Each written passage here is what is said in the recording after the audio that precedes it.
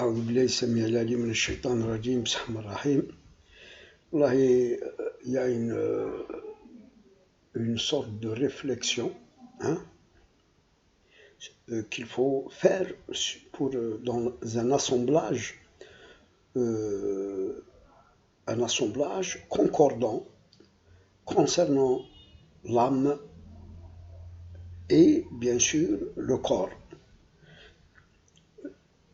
C'est surtout le fait qu'il y a des choses relevant de l'âme pure, et ce relevant du corps.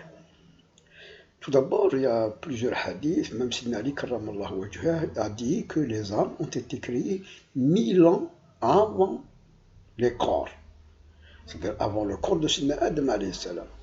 Et que ces âmes qui étaient donc dans le monde des esprits, qui étaient donc des esprits, le monde des esprits, al-arwah, ont été incarcérés en quelque sorte dans les entrailles, le dos de Sidna Adam alayhi salam.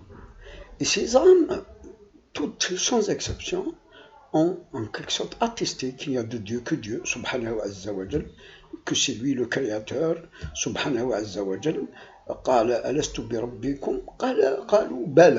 Ils ont tous reconnu que Dieu est leur Seigneur, subhanahu wa jal, ça dans les entrailles d'Adam.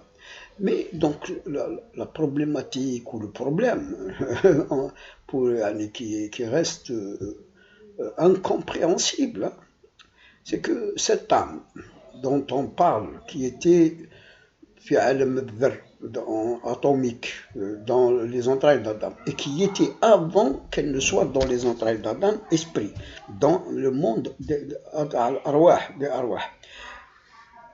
c'est elle, puisque la progéniture d'Adam sort tous les milliards sont sortis d'un spermatozoïde d'Adam, qui a donc fécondé l'ovule de Ummuna Hawa, alayhi salam. Et cette progéniture sortie d'une ovule et d'un spermatozoïde, regardez, nous sommes des milliards. Mais à chaque naissance, enfin à chaque fécondation, et après son 20 jours, Dieu ordonne à l'ange de descendre et d'insuffler l'âme, d'insuffler roh. Là, les savants ont été en quelque sorte divergents, chacun a donné son avis, et même nous, on avait essayé à un moment donné de donner aussi notre opinion. Toutefois, avec le temps, à chaque fois, il y a toujours des idées qui nous viennent, ou bien on lit un article ou un livre, etc., et ça peut nous changer des idées.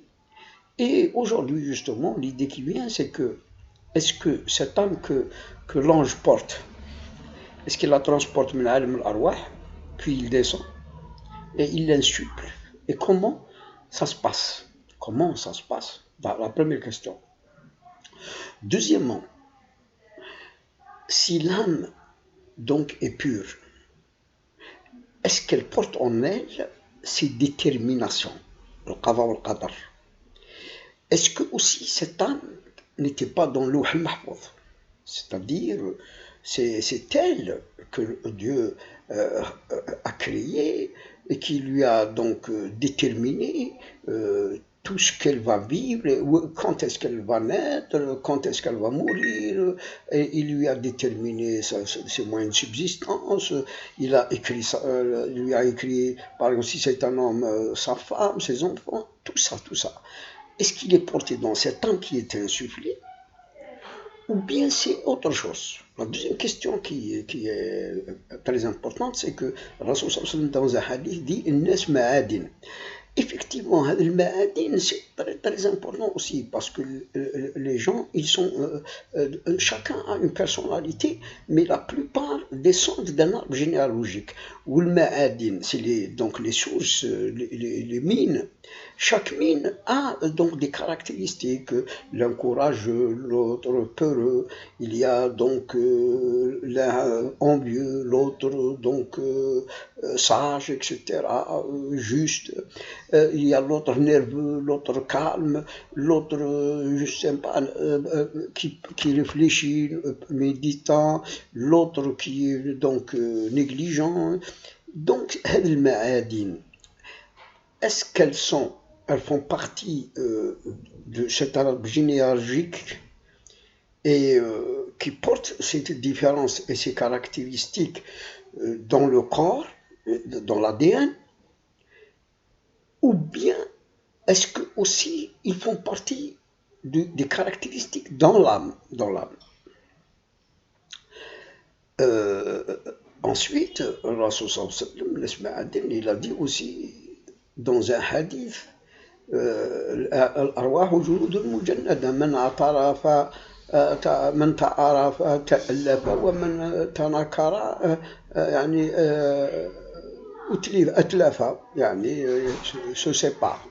Donc, même Aïcha a dit que Rasul a dit ce proverbe du fait que, c'est-à-dire l'arwah sont connus dans Alam al-Arwah, c'est-à-dire ils se connaissent. Et dans cette existence, elle compte si Ruh a rencontré une autre Ruh, quand elle voit la personne réellement dans cette existence, elle le reconnaît, elle est bien avec lui, elle est, je ne sais pas, elle est attirée bien, s'ils étaient bien. C'est-à-dire si dans Fi'al al-Arwah, ils se sont connus bien. Mais il y a aussi autre chose, Nas Ma'adin, où encore, donc, il y a l'autre hadith qui dit que يعني كل مولود يزيد على الفطرة والوالدين تاعو ils le rendent juif ou chrétien ou majousi, etc. C'est-à-dire, cette âme qui sort donc dans le bébé, il vient à l'alfitra, c'est comme si c'était en matière de religion et de croyance, c'est comme si elle était vierge. C'est-à-dire, il y a comme des choses qui vont s'imprégner, s'écrire, se graver, impacter, la caractériser. Et là aussi, c'est une autre question. C'est-à-dire, voilà encore des questions très complexes à comprendre et différencier.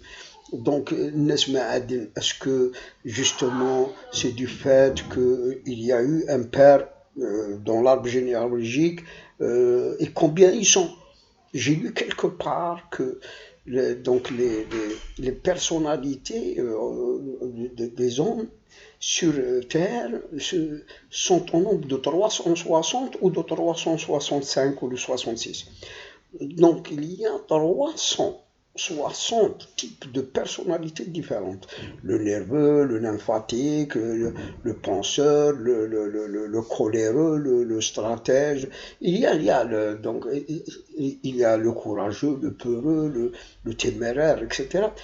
Et justement, quand est-ce que ces différences ont été créées et comment elles ont été créées? Si on porte dans l'ADN, donc cet héritage, c'est héréditaire de nos anciens parents et de nos ancêtres. Mais la question que je me pose aussi, que je voudrais étudier, c'est comment donc lier donc l'âme à ces caractéristiques de la personnalité avec la religion. C'est-à-dire comment que, parce que c'est vrai, on peut être coléreux, mais bon croyant. On peut être, comment dirais-je, peureux, très peureux, mais bon croyant, bon pratiquant. Alors comment que, c'est-à-dire ces caractéristiques de l'âme, sa typologie, hein, plutôt de l'ghariza et du cœur, hein, avec la question, donc ça c'est héréditaire, avec la question de Ruh. Est-ce que Ruh donc n'était qu'un esprit pur, donc il n'y avait aucune caractéristique, ou il descend avec une caractéristique? Et cette caractéristique qui est imprégnée dans l'âme, c'est quoi? Est-ce qu'elle porte une détermination, yani, destinée à l'enfer ou destinée au paradis, par exemple? Et pourtant, c'est vrai, parce que dans le hadith, on écrit 4 destins sur le front du nouveau-né, enfin, le jour où le roh qui s'insuffle, et là, ces inscriptions, bon, c'est vrai, par la science de Dieu, Dieu est connaissant, il est savant, mais est-ce qu'elles vont dans Ruh ou donc elles proviennent avec l'âme? Et ça, c'est des questions. Voilà, je reviendrai, Inch'Allah, avec Inch'Allah, des sciences et des connaissances qui nous éclaireraient dans ces questions obscures et difficiles.